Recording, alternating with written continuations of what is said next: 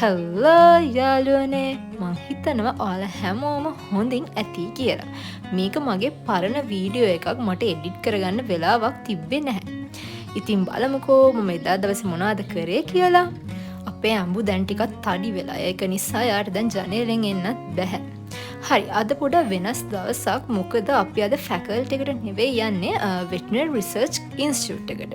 ඉතින් අපිට එතන කන්න තැනක් තියෙද කියලා ෂුවර් එකක් නැති නිසා අපි දෙන්න හිතුවා උදෙන්ම නූඩල්ස් එකක් හදාගෙන කාලම යනවයි කියලා. ඔව් විශේෂයෙන්ම මේ වෙලාවේ මතක් කරන්න ඕන අපේ ඇඹු මහත්තයාව එයත් කුස්සියට ඇවිල්ලා අපිට ලොකු සපෝට් එකක් දුන්නා. මේ රිසර්ච් ඉන්ස්ටිටියුට් එක තියෙන්නේ ගන්නරුව පාරේ. ඉතින් අපි එතනට හරි වෙලාවටත් කලින් ගියපු නිසා අපිට ටිකක් වෙලා ඉන්න වුණා. ඉතින් එදා දවසේ වැඩ පටන් ගත්තේ අපිට ඒ රිසර්ච් ඉන්ස්ටිටියුට් එක ගැන පොඩි හඳුන්වා දීමක් කරලා.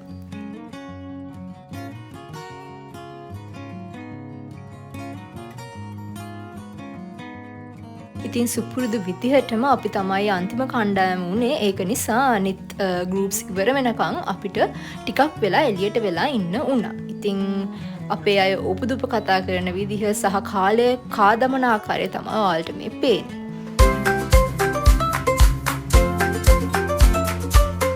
ඔන්න ඉතින් ටික වෙලාවකට පස්සේ අපිටත් ඇතුළට යන්න අවස්ථාව හම්බ වුණා.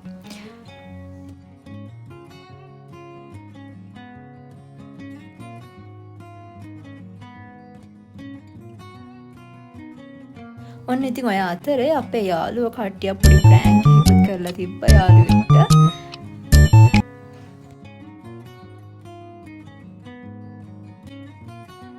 ඔන්න ඉතින් ඔය විදිහට එතන වැඩ ටික නම් ඉවර වුණා.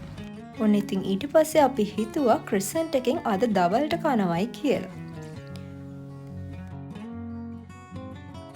මෙතනදී අපිට ක්‍රිසන්ට් එකේ ප්‍රොඩක්ට්ස් අපිට ඕනේ ඒවා කියන්න පුළුවන්. එයාලා ඒ වෙලේම ඒවා කුක් කරලා දෙනවා. ඉතින් අපිත් ඒ වගේ කෑම කිහිපයක්ම එදා දවසේ try කරලා බැලුවා. එතනදී අපේ එක්කෙනෙක්ට ගියේ රුපියල් 600ක් වගේ. ඔන්න ඉතින් ඔයාලත් නුවර අවට නම් ඉන්නේ මෙතන පොඩ්ඩක් try කරලා බලන්න. ඔන්න ඉතින් ඊට පස්සේ අපි ආවා ආයෙත් VTH එකට. ඉතින් එදා දවසේ අපිට ෂෙඩියුල් කරලා තිබ්බා අයි සර්ජරි ගැන ලෙක්චර් එකක් ඒ වගේම ප්‍රැක්ටිකල්ස් කිහිපයක්. ඉතින් එදා දවසේ හවස ගෙවුනේ VTH එකේ. ඉතින් එදා දවසේ අපිට ලෙක්චර් එක කරපු සර් අපිට පොඩි ට්‍රීට් එකකුත් දුන්නා. ඉතින් අපි ඒකත් ආසාවෙන් රස වින්දා. පේනවනේ ඉතින් ළමයින්ගේ තියෙන සතුට.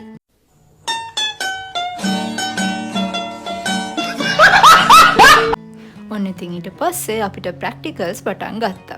හැබැයි දැන් නම් පොඩ්ඩක් හෙම්බත් වෙලා හිටියේ. මගේ මූණෙම පේනවනේ කොච්චර මහන්සියද කියලා.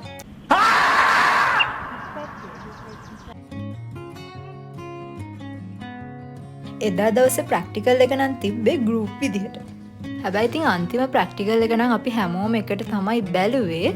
බලන්නකො ඉතින් අපේ ළමයින්ගේ තියෙන උනන්දුව.